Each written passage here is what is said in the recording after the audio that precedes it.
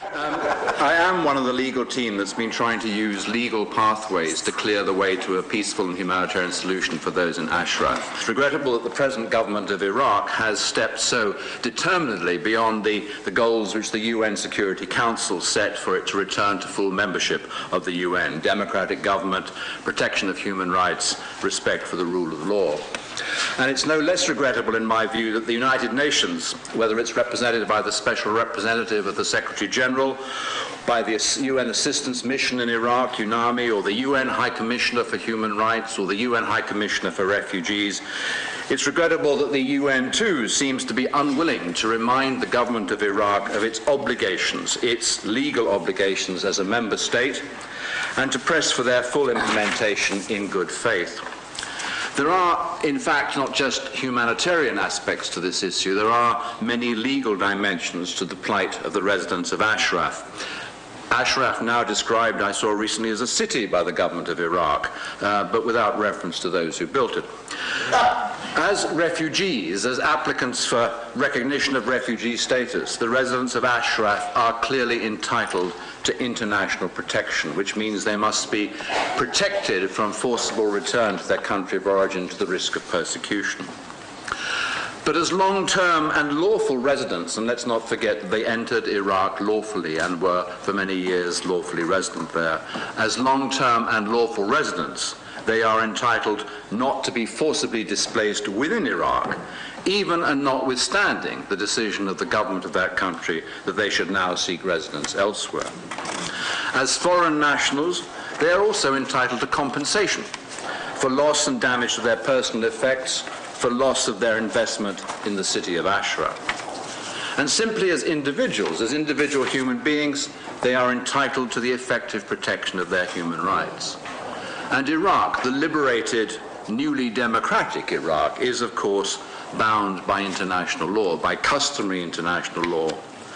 But it has also, Iraq has also freely chosen to ratify and be bound by one of the most important universal human rights treaties, the 1966 International Covenant on Civil and Political Rights.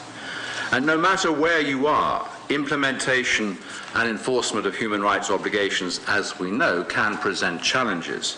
But one thing is sure, if no one takes up obligations, if no one mentions violations and the threat of violations, then nothing will change.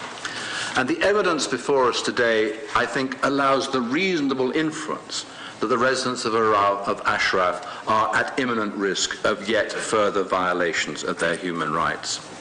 Let us just take two, and let us for the moment put to one side the potential international criminal liability of individual Iraqi power holders. That's, I think, an issue for another day.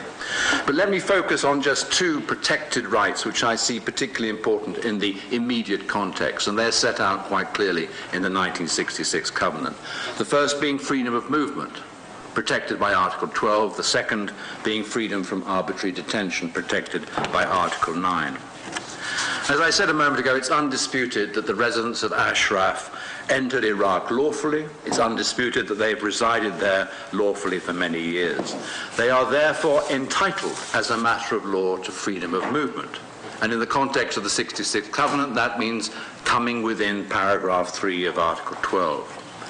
And I think it's important also to remember, as the Human Rights Committee recalled many years ago, that freedom of movement in any case includes, and I quote, protection from all forms of forced internal displacement. So any restrictions, moreover, must be provided by law, they must be necessary and proportionate and consistent with all other covenant rights. This means, of course, that restrictions on freedom of movement must not amount to arbitrary detention, to an impermissible deprivation of liberty and security of the person, contrary to Article 9 of the Covenant. And we know, sadly, we know enough about what's going on now in Camp Liberty to understand that what is being constructed is not a transit camp, it's not a refugee settlement, it's a detention centre, a prison. And knowing what we know about the proposed construction, about the living conditions, I use the word living somewhat ironically. What we know about the absence even of the forms of legality, the possibility of legal redress, the only reasonable conclusion, I suggest, is that here is being prepared the means of arbitrary detention and who knows what other violations of human rights. Now, the United Nations itself is committed to the rule of law. There is indeed a rule of law unit in New York. It's committed to the prevention of atrocity, of abuses of human rights. It can hardly, I suggest, be party to this process of consigning the residents of Ashraf to such restrictions on freedom of movement as to amount to arbitrary detention.